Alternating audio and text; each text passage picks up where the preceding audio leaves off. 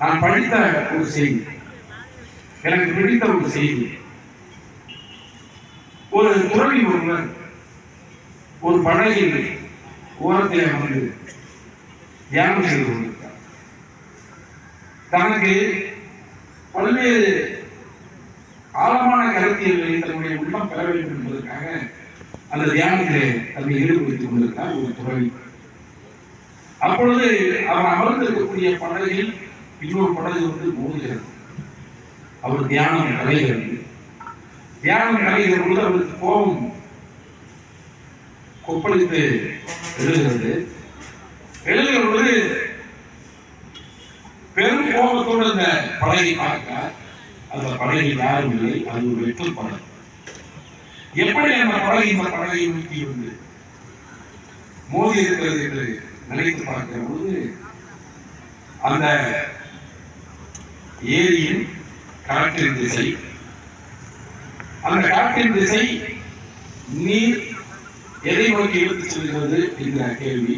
இந்த இரண்டும் இணைந்து அந்த படகை இந்த படகை நோக்கி அழைத்து வந்து இந்த படகை இடித்து அவர் கோபமடைந்து அந்த படகை பார்த்தார். அது வெற்று படகு. தன்னுடைய கோபத்தை குறைத்துக் கொண்டார். ஏனென்று சொன்னால் அது வெற்று படகு. அது யாரும். ஆனால் அதற்கு முன்பே ஒரு கோபம் வருகிறது. அதுதான் அந்த துறவிக்கே ஒரு பாடத்தை கொடுக்கிறது. தேவையில்லாமல் அவசரப்பட்டு கோபப்பட்டு விடக்கூடாது. எந்த செய்தியையும் முழுமையாக நாம் தெரிந்து கொள்ளாமல் ஒரு கருத்தை வெளிப்படுத்தி விடக்கூடாது என்கிற உணர்வை அந்த துறவிக்கு அப்பொழுது அது ஏற்படுத்துகிறது. ஆக இது ஒரு கதை. அப்படித்தான் வெற்று படகுகளாகத்தான் மனிதர்களாக பிறந்த நாம் நம்முடைய வாழ்க்கையில் இருந்திருக்கிறோம். நம்முடைய அந்த வெற்று படகை முழுமையாக ஞானத்தால் நிரப்பிய நீங்கள் புரிந்து கொள்ள வேண்டிய ஞானம். ஞானம் தான் விசல், விசல் தான் அறிவு. ஆக ஞானத்தால் அந்த வெற்றிடத்தை முழுமையாக நிரப்பிய இடம் எது என்று சொன்னால் அது பள்ளிகள் தான். அப்படி நிரப்பிய அதை முழுமையாக வெற்றிடமாக இருந்த நம்மை முழுமையாக நிரப்பியவர்கள், அந்த இடத்தை முழுமையாக நடத்தவர்கள் யார் என்று சொன்னால் இங்கே இருக்கக்கூடிய ஆசிரியர் பெருந்தகைகள் தான்.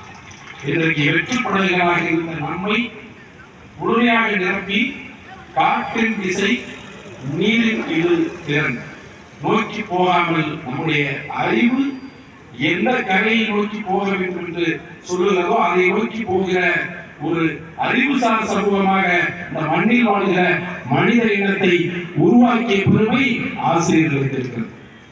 அப்படிப்பட்ட ஆசிரியர்கள் நிறைந்த இந்த பள்ளி இன்றைக்கு மாணவர்களாக நீங்கள் நிறைந்திருக்கிறீர்கள். 2000 மாணவர்கள் இருந்த பள்ளி இன்றைக்கு 500 மாணவர்களை பெற்றிருக்கிறது என்று நான் சுற்றார்கள் சொன்னார். அன்றைக்கு ஒரு பள்ளியாக இருந்தது.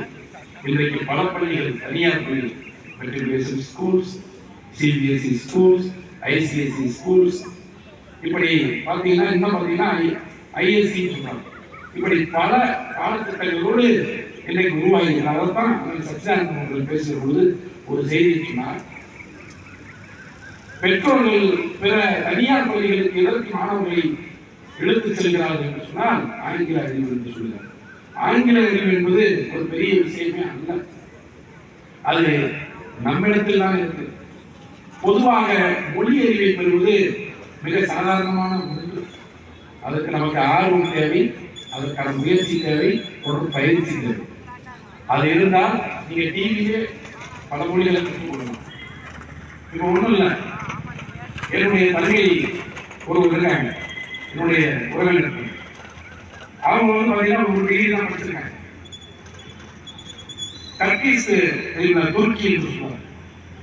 இஸ்தான்புல் என்ற ஒரு நகரம் தான் இருக்கிறது. இந்த டர்க்கிஷ் லாங்குவேஜ் ஒன்று இருக்கு. அதை நீங்க பார்த்தீங்கன்னா ஒரு வெப் சீரிஸை பார்த்து அந்த பெண் பார்த்தீங்கன்னா நீங்க டர்க்கிஷ் லாங்குவேஜ் கற்றுக்கலாம். யாரும் கற்றுக் கொடுக்கல, ஆசிரியர்கள் யாரும் கற்றுக் கொடுக்கல. ஒரு வெப் சீரிஸ் கிட்டத்தட்ட 142 தொடரை கொண்ட வெப் சீரிஸை பார்த்து கீழே வரக்கூடிய ஆங்கிலத்தில் வரக்கூடிய அந்த மொழிபெயர்ப்பை படித்து படித்து படித்து ஓராண்டுகளில் டர்க்கிஷ் லாங்குவேஜ் இன்னைக்கு is well known as speak.